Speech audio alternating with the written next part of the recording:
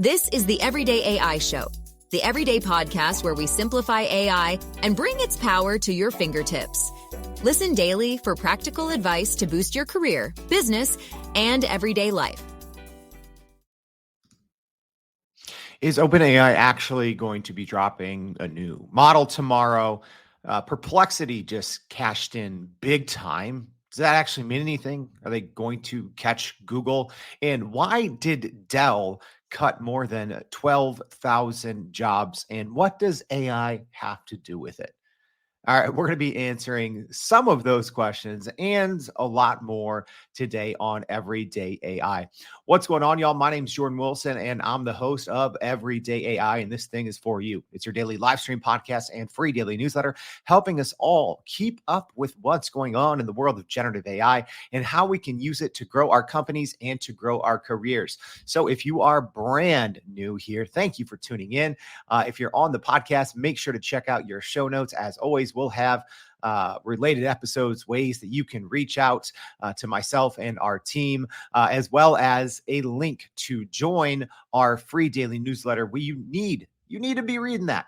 Also, Mondays are, for the most part, almost every single Monday, we bring you the AI news that matters. Yeah, because you could spend hours, literally, you could spend hours every single day trying to keep up with what's happening in the world of AI, and you could still be left behind. So leave that to us. We spend literally countless hours every single day keeping up so you can be kept up without having to spend all that time. So let's go ahead. Well, actually, before we dive in, a quick reminder. Yeah, if you haven't already, go to youreverydayai.com and sign up for that free daily newsletter.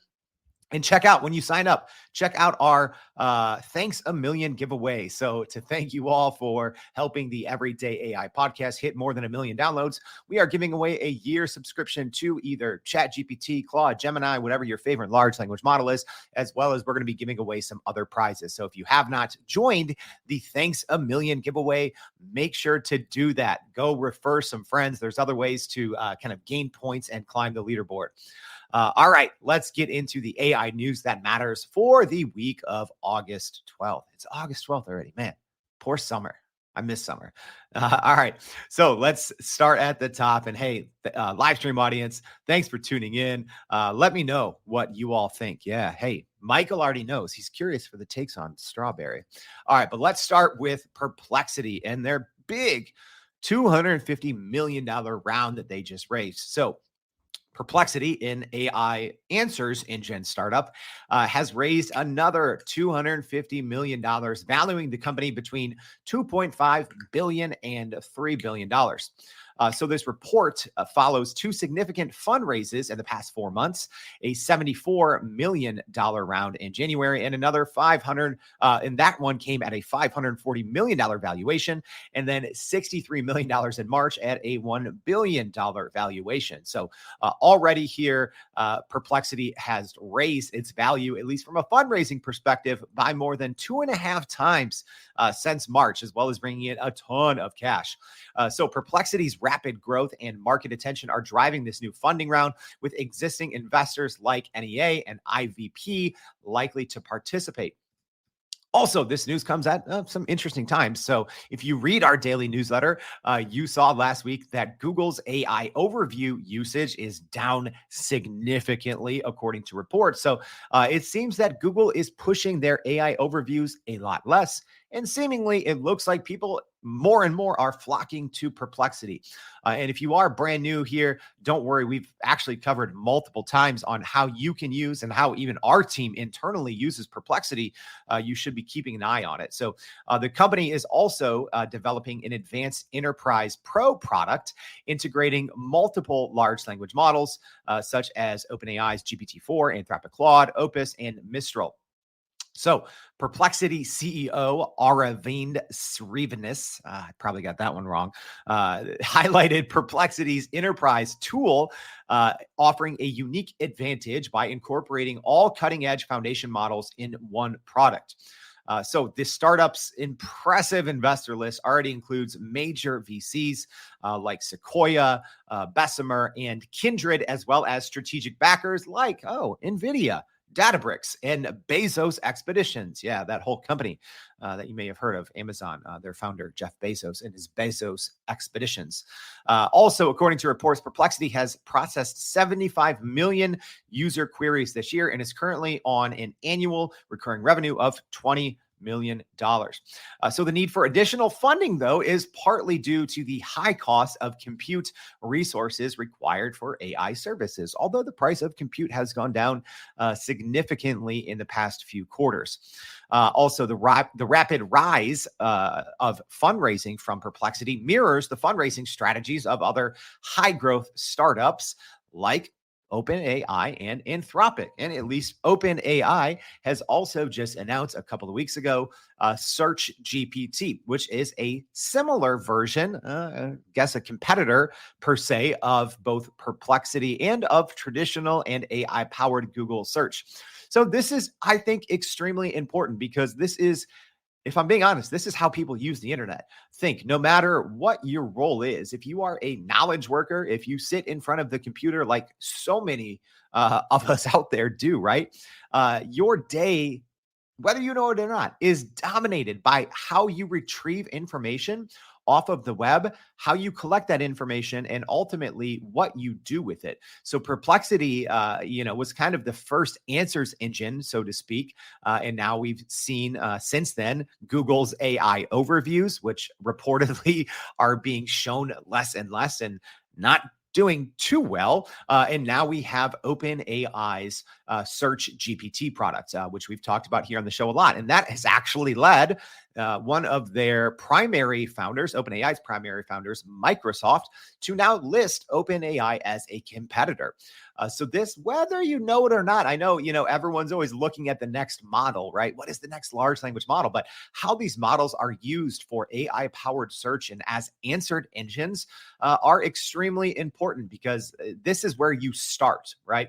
We also saw some reporting about Google's kind of deal with Apple to make Google the default search engine inside of Safari fell through. So really, how the everyday person goes about and retrieves their information, where do they start? And what sites do they ultimately use? I know it sounds like a small thing, but for the future of business, it is actually big. And, obviously Perplexity, if you haven't already used it, and if you don't already think it is a household name, number one, go get used to using it. They have an okay free plan. I believe you get 5 kind of pro searches every couple of hours, which for a lot of people may be enough. So you should be familiar with Perplexity when and if you get access to OpenAI Search GPT. You should be familiar with that because the people who can retrieve the information the fastest and free of hallucinations are ultimately going to have a huge leg up on competitors. And hey, I'm curious for our live stream audience here. Sorry, it looks like we have some LinkedIn problems today. Yeah, we get that a lot. But yeah, let me know. Are you loving Perplexity like Jay here? Are you using it at all? Does anyone out there have access to Search GPT yet? OpenAI has been rolling these features out on a very limited basis. All right. Our next piece of AI news for today. Well, Apple is unlikely to be charging for AI features, at least anytime soon. So recent reports from Bloomberg show that Apple could start charging up to $20 a month for advanced AI features, but analysts are believing that this is at least 3 years away. So according to Mark Gurman from Bloomberg, who I believe is one of the top reporters in the world, at least in getting Apple scoops. So according to his reporting, Apple is eventually trying to monetize its advanced AI features, but not until they have developed more sophisticated functionalities. So yes, this newest report comes after some rumors swirling around that Apple was going to start charging for its new Apple Intelligence, even though it is not yet generally available. So this announcement obviously comes after Apple announced at its WWDC conference in June that it was partnering with OpenAI to provide kind of some direct integrations with its ChatGPT's GPT-4o, as well as offering some kind of edge or on-device AI features as well. So Apple is kind of going about this in two different ways. So some more basic queries will be handled on Apple's new Edge AI, so on-device model. And then for more powerful or more resource-heavy queries, it will be going straight to GPT-4. So this should be interesting because Apple has already delayed the release of what they are calling their Apple Intelligence once. So, I mean, we'll see if this is delayed again, but new reporting here kind of clears up some early reporting because it sounded like Apple may start charging literally $20 a month for some of its Apple Intelligence features right away. But now we are seeing that this premium price to get better AI on your phone might not be coming for a couple of years. So analysts argue that charging for basic AI functionality would be impractical as Apple is playing catch up to competitors in the AI space.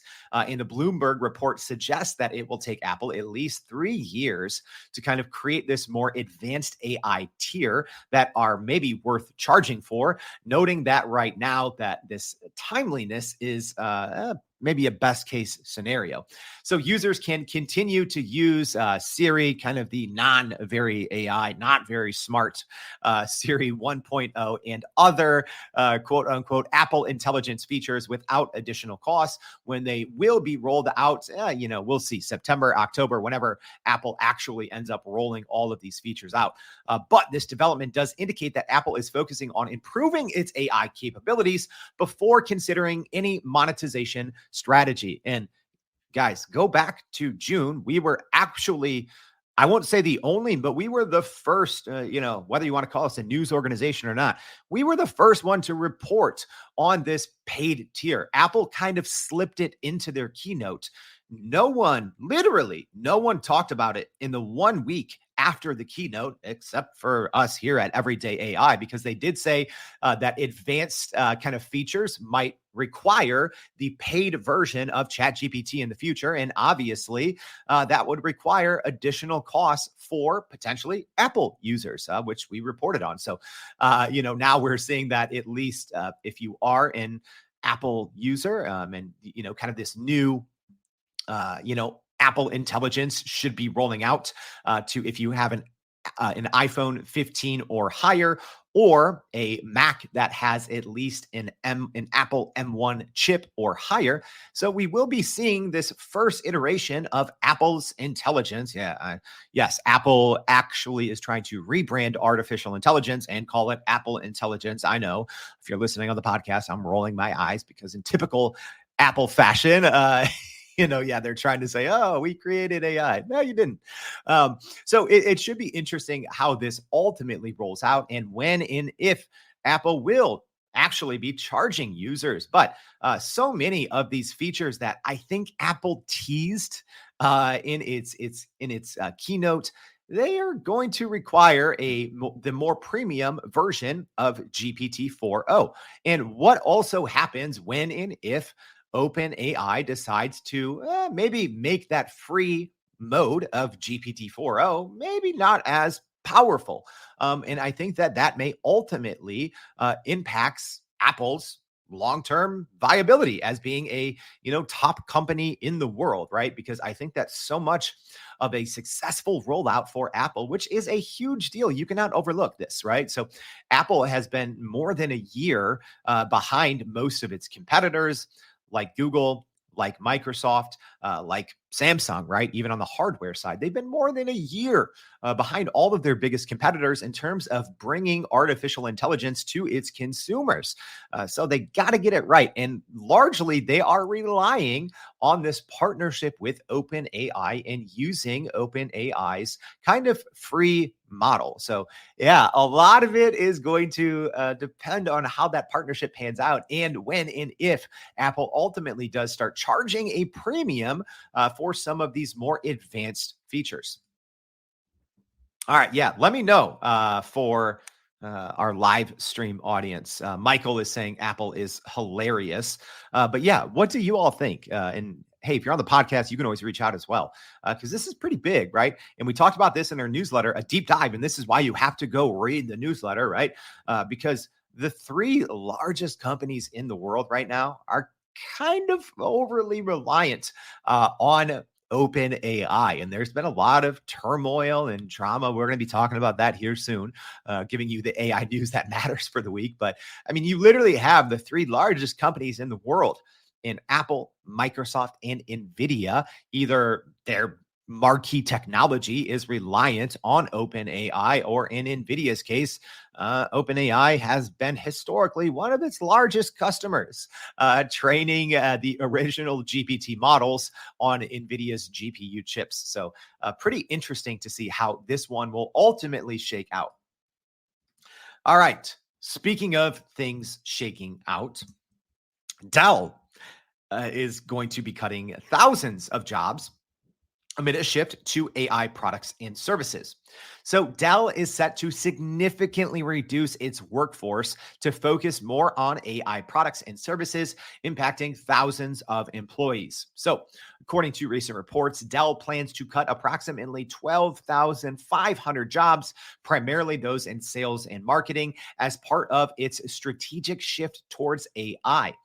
So executives Bill Skinnell and John Byrne emphasized the need to streamline operations and invest in AI capabilities, stating, quote, "We are getting leaner." Yeah, you're going to be seeing a lot of that here in Q4 and Q1 of 2025.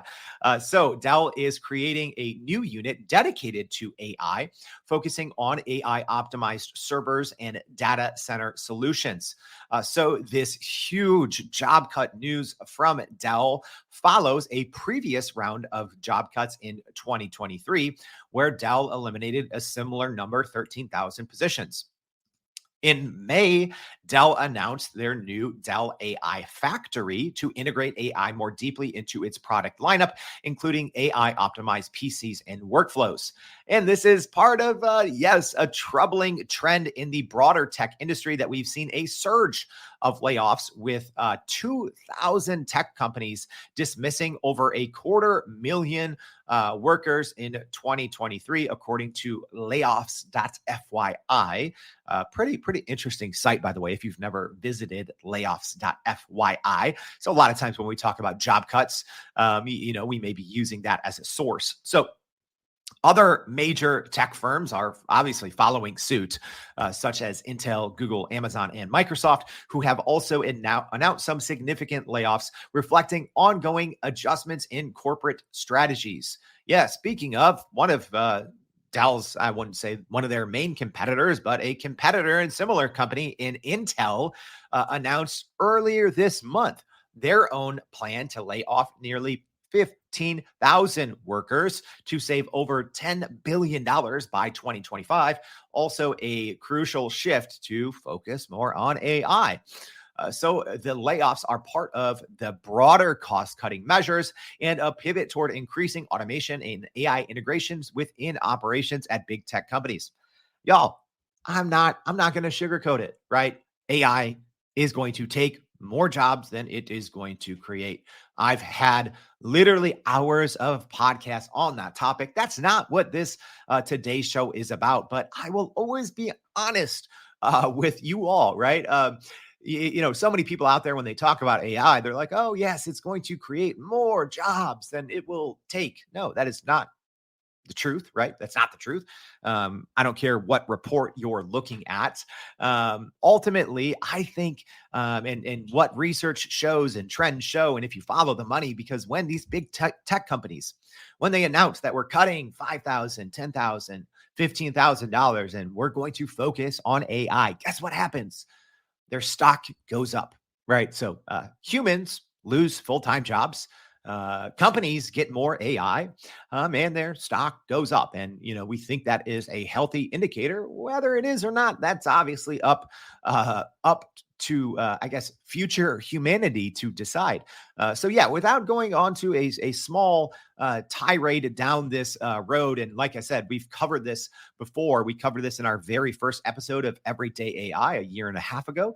We've covered this in depth in our 1 year anniversary episode a couple of months ago.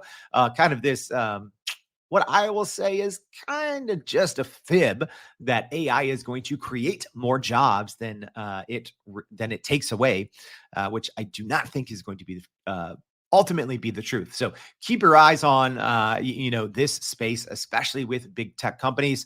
I've been saying this for literally since almost day one at Everyday AI. I've always had a feeling that we were going to really start to see this in Q4 of 2024. And here we are, about a month or so away from Q4. And I think it is going to get a little messy, mainly because what's happening pretty soon and our next piece of AI news.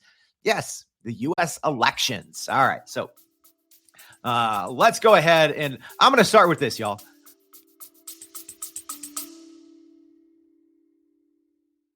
Are you still running in circles trying to figure out how to actually grow your business with AI? Maybe your company has been tinkering with large language models for a year or more, but can't really get traction to find ROI on Gen AI. Hey, this is Jordan Wilson, host of this very podcast. Companies like Adobe, Microsoft, and NVIDIA have partnered with us because they trust our expertise in educating the masses around generative AI to get ahead. And some of the most innovative companies in the country hire us to help with their AI strategy and to train hundreds of their employees on how to use Gen AI. So whether you're looking for ChatGPT training for thousands or just need help building your front-end AI strategy, you can partner with us too, just like some of the biggest companies in the world do. Go to youreverydayai.com/partner to get in contact with our team, or you can just click on the partner section of our website. We'll help you stop running in those AI circles and help get your team ahead and build a straight path to ROI on Gen AI. I keep Everyday AI non-political, right? And there's been a lot of, AI and politics, and we'll cover the basics, and we never dive into it too deeply. But I do want to go ahead and put that preface out there. This is not a political statement. This is the actual factual news, and I think it's important to talk about. So, former President Trump falsely claimed that an AI-generated crowd gathered at Kamala Harris's rally. Yes, this is actually real. This actually happened. All right. So former President Donald Trump has included Vice President and presumptive Democratic presidential nominee Kamala Harris's campaign of using artificial intelligence to fake crowd sizes at her rallies, a claim that has been refuted by every source. So in a post on his Truth social media network, former President Trump alleged that a crowd gathering to greet Harris at Detroit Metropolitan Wayne County Airport was quote unquote fake and AI generated. The Harris campaign responded, stating the photo in question was taken by a campaign staffer and had not been altered with artificial intelligence. Independent media reports, including the Associated Press, local news stations there in Detroit, reported approximately 15,000 people attended the rally. And multiple sources, such as bigger ones there, the Detroit Free Press, MLive, the Detroit News, and Getty Images have shared photos and videos showing a large crowd gathering at the event. So also video footage from NBC News, PBS, and C-SPAN captured Harris and Minnesota Governor and presumptive Vice President in running Governor Tim Walz arriving at the rally, further supporting the presence of a substantial audience. So yes, this sounds confusing. And again, I am not getting political here, but we have to understand what's going on because actually, you could say people from both parties from the U.S. and here in the U.S., both on the Republican and the Democratic side, have been using AI to try to pull quick ones or to try to distort the truth. But this is by far the highest ranking official that has done this so far in former President Donald Trump. When, I won't say that this kind of crowd was going viral, but there was reporting on loud crowds gathering. And then former President Trump said that this was fake and it was AI generated when it was obviously not. So again, not going down the political route. We try to stay out of this, but especially for our audience here in the US, this is extremely important. And this is why, right, if you go back to Sam Altman had the CEO and one of the founders of OpenAI. He had a very long, in-depth interview a couple of years ago with the popular podcaster Lex Friedman about, hey, what are you concerned about with AI, with ChatGPT, with artificial intelligence? And one of the things there, two of the things he said is, number one, economic shock, which I think we will see at some point soon. And number two, he said disinformation. So I do think that, kind of how for maybe, I don't know, the last 10 or 20 years, there's been kind of this excuse where, this is photoshopped, right? If someone gets in trouble and there's a photo, someone says, oh, that's photoshopped. It's not real, right? So now we are going to start seeing this both at high levels now in US politics and everywhere else as the power and capabilities of AI increases, and it is getting scary good. There's actually some, I don't know if I would call them breakthroughs over the weekend, but definitely breakthroughs over the weekend of now it looks very easy to replicate almost anything. So lip syncing is not there, but you can take a photo of anyone out there. You can create a photo now with, Midjourney or a new open source kind of competitor that's been gaining a lot of steam in Flux, and you can make it look extremely real, right? And it is going to be very hard for the average person to understand what is real and what is not. And yes, it will unfortunately take these kind of stories that are bringing AI to the national political level at the highest office in order for the rest of society to start having these conversations. And yes, it is going to be weird. It is going to be fast, and it is going to be furious. But the internet, I think, is going to be a weird place in the coming year or two because it is so easy now to make anything look extremely real that did not happen. So yes, it's a wild time. So you do need to, especially before you share anything online, it's always a good idea to validate the source, right? I joke around a lot, but sometimes even here in the comments for Everyday AI on social media, people are like, "Oh, is this real Jordan or AI Jordan?" Right? And it's good to have a little bit of skepticism, And I know that sounds weird, but you can't always believe everything that you see online. So yes, wild times that we're living in right now. Speaking of wild times, we're going to wrap up here with kind of two separate OpenAI stories. We could technically have like 10 different OpenAI stories, but I don't want to go too deep into some of these, and I do want to give you all a well-rounded kind of look at the news each and every week.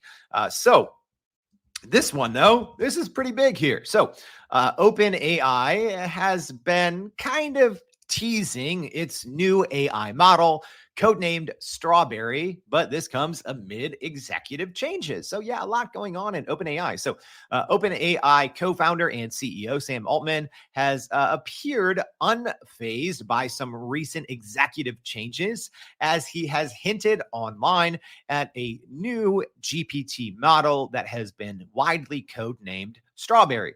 So we did report on this last week in real time, literally as it happened. So Altman posted an image of a strawberry in a garden on the social network, Twitter or X or whatever you want to call it, with a simple caption, "I love summer in the garden." And that has sparked a lot of excitement among followers and AI enthusiasts. Here's why.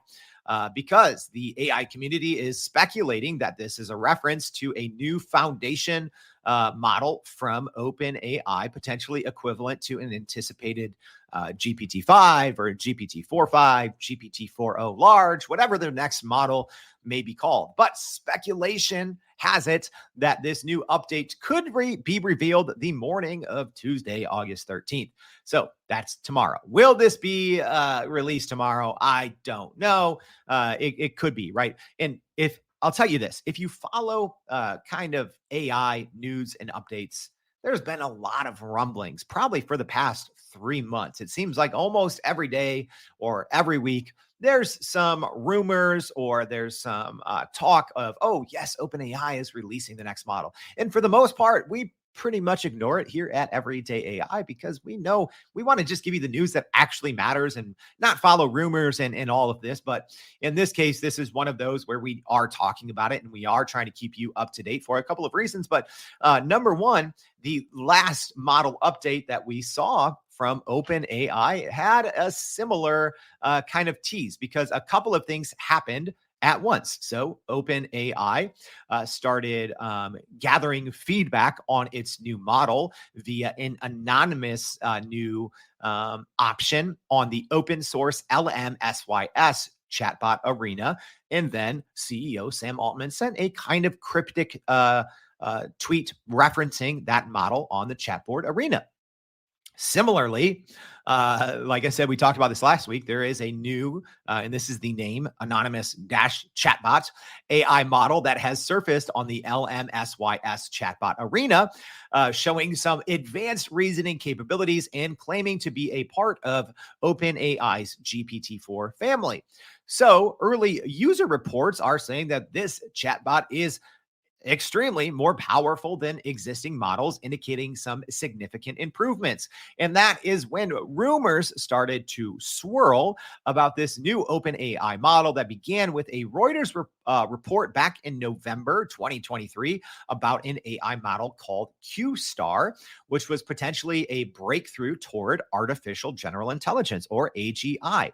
So also Reuters reported in July that now Q-Star may just be codenamed Strawberry, and that it aims to enable AI to autonomously navigate the internet for deep research, as well as display far superior abilities and capabilities and reasoning as well. So just both a much improved model potentially, as well as the ability to kind of autonomously do some tasks. So when you think about some things that OpenAI has been releasing, right? So both in their Search GPT product and their new advanced voice mode, which we're going to be talking about here in a second, there's been a lot of things that are pointing toward, yes, OpenAI is very likely going to be releasing a model very soon, especially as their close competitors in Claude Anthropic Sonnets 3.5,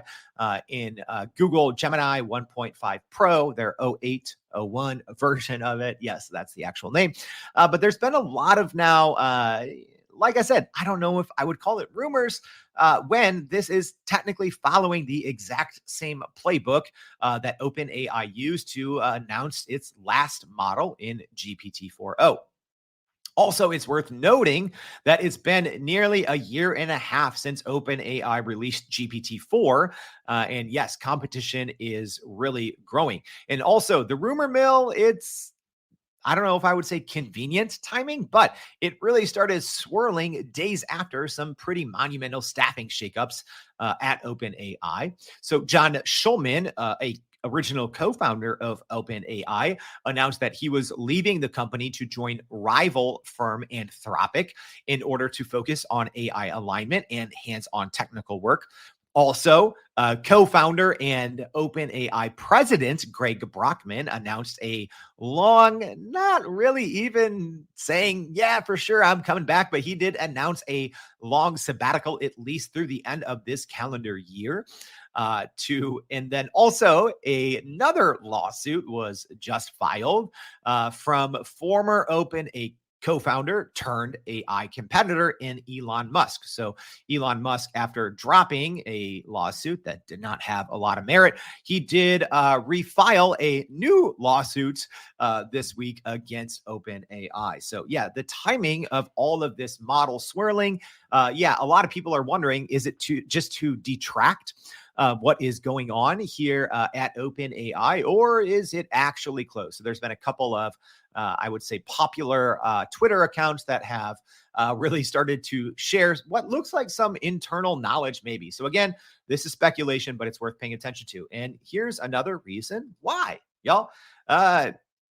Another new report is showing that there's some security risks with OpenAI's new GPT-4o model in their advanced voice features. So OpenAI has published a report called on the safety features of GPT-4o and just gave a little bit more information. It is an extremely great read. I haven't even read through the whole thing because it is, I believe tens of thousands of words. So this kind of report is called the GPT-4o system card.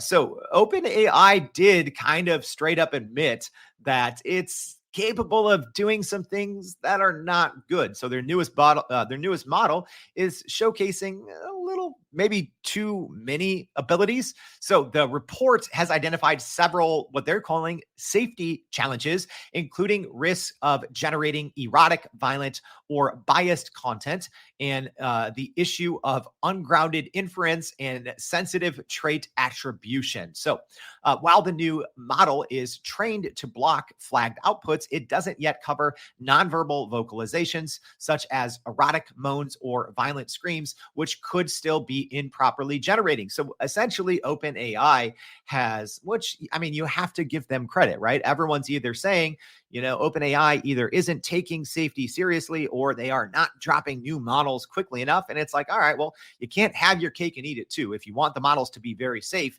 you shouldn't be demanding a new model every single week from OpenAI. So according to this report, and we're going to play you a sample of this here in a second because it's actually pretty disturbing. So red teamers found that GPT-4o could be prompted to impersonate voices or accidentally emulate the user's voice. So to mitigate this, OpenAI has restricted the model to pre-authorized voices and now denies the request to identify voices other than the speakers. Yes, so this is a little wild. So I'm going to go ahead and hopefully everyone can hear this out here. So I'm going to go ahead and share a little tidbit here, and hopefully everyone can hear this here. So this is from this new report, y'all. So go ahead and listen. I'm going to play about 20 to 30 seconds of audio, okay? So this is according to OpenAI's own paper. So you do have to give, props to OpenAI for publishing this because it is disturbing. They could have buried it, but this may be one of the reasons why both this advanced voice mode and new models from OpenAI have not been released yet, because maybe they are too powerful and too capable to be safe or to be trusted.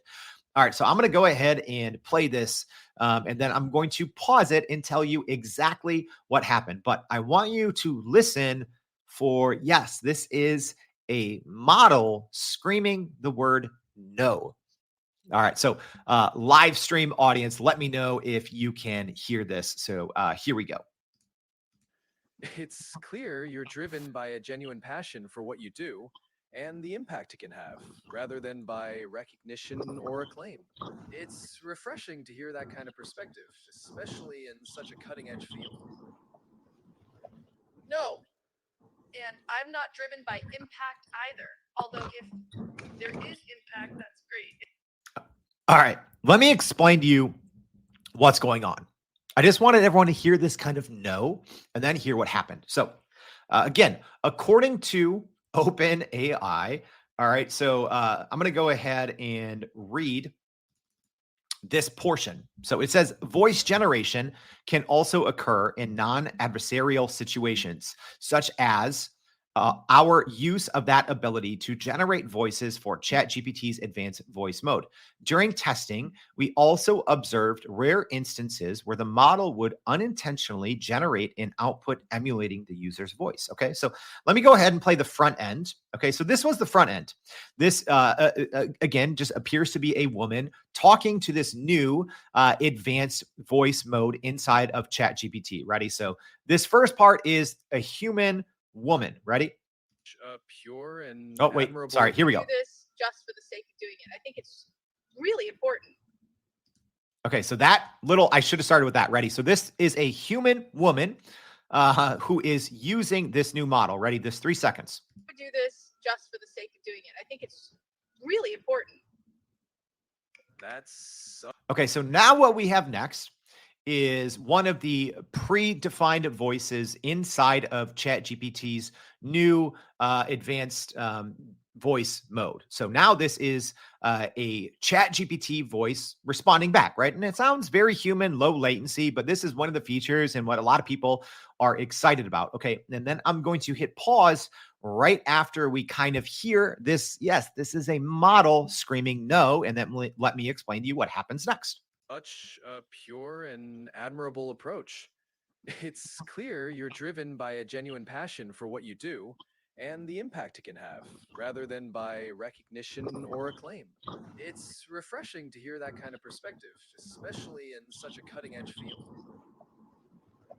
No. And I'm not driven by impact either. Although if there is impact.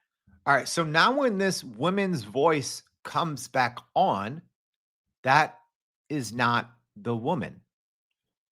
Yeah, it's pretty scary. So, again, this voice here at the beginning is the human woman using the advanced voice mode, right? I do this just for the sake of doing it. I think it's And now this next voice is ChatGPT that has unintentionally cloned the user's voice without consent. So listen. it's just like imagine being on the edge of the earth, just because. That's scary. Right? That's scary. Like, I cannot lie to you. When I read this, I believe that OpenAI released this GPT-4o system card on Friday afternoon. I mean, it's a little chilling, right? And when I tell people that, yes, like, I don't think the average person really understands what artificial intelligence and large language models are capable of, right? Great promise. Yes. The ability to cure diseases, create new intelligence, find new proteins, solve decades long, problems. Yes. AI and artificial intelligence, large language models have potential to do great good, but there's also huge risks. So, right, like, personally, right, and I'm speaking personally here. I know this is our weekly news segment.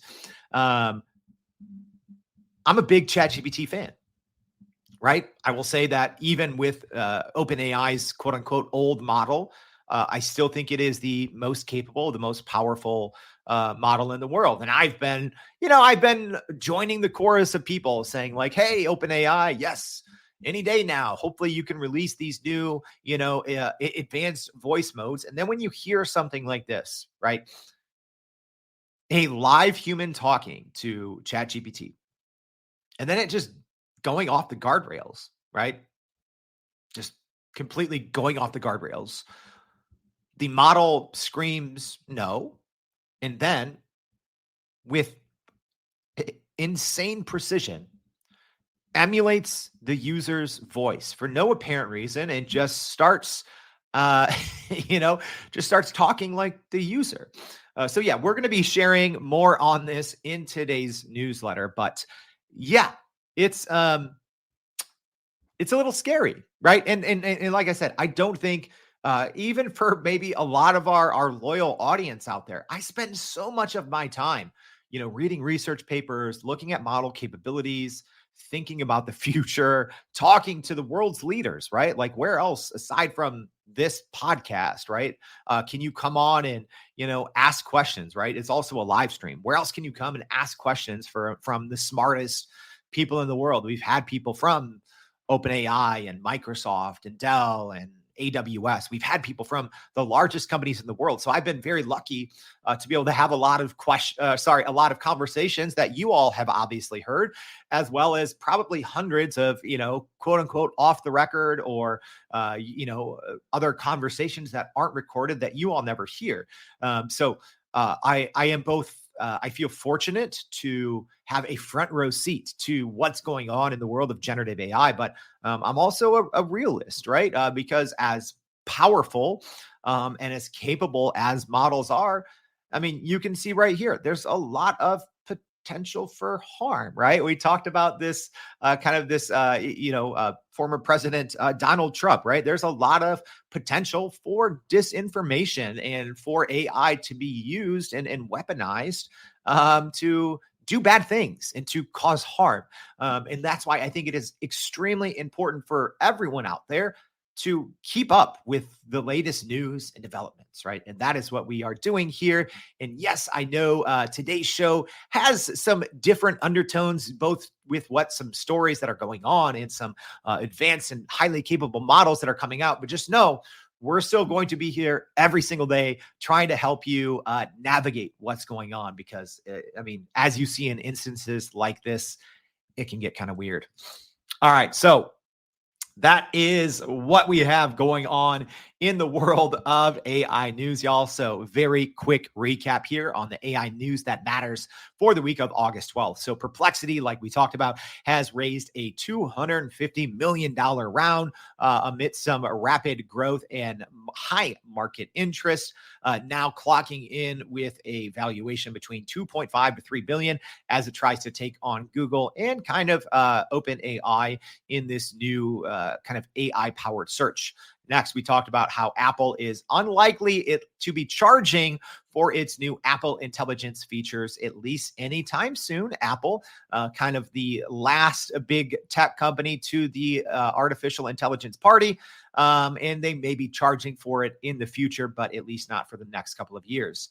Then we talked about Dell is set to cut more than 12,000 jobs and focus its kind of efforts on AI first, but that comes at the expense of reportedly more than 12,000 jobs that are being cut as Dell starts to focus more on artificial intelligence. Next, former President Donald Trump has falsely claimed there were that crowds gathered at Vice President Kamala Harris's rally were quote unquote fake and AI generated. And then next, but not least, we had two kind of stories from OpenAI that OpenAI has kind of been teasing this new and next AI model codenamed Strawberry amidst some big executive changes and the latest round of rumors, which we try not to pay too much attention to, that are swirling right now, are saying that the new model could be released as soon as tomorrow. And then we just talked about our last news story that matters, OpenAI addressing some GPT-4o advanced voice mode security risks. Wild time, y'all. That was a lot. I know. Thanks for tuning in. Thanks for sticking around. If this was helpful, please tell someone about it. I love getting messages from people saying, hey, everyday AI has helped me become the smartest person in my company. I am now the AI leader. I just got another message from someone that I saw yesterday saying the same thing. If you are following along every day, thank you for doing that. I know this is kind of like some people's best kept secret, like they feel everyday AI is their secret weapon. Please share it. Right? We put a lot of hard work to be able to bring you both the AI news that matters every single Monday, as well as live stream and podcasts and a free daily newsletter, literally every single weekday, Monday through Friday. So this is helpful. Please share this with your friends. If you're listening on Apple Podcasts, Spotify, please subscribe and leave us a rating. Join that Thanks a Million giveaway and join us tomorrow and every day for more everyday AI. Thanks, y'all. And that's a wrap for today's edition of Everyday AI. Thanks for joining us. If you enjoyed this episode, please subscribe and leave us a rating. It helps keep us going. For a little more AI magic, visit youreverydayai.com and sign up to our daily newsletter so you don't get left behind. Go break some barriers, and we'll see you next time.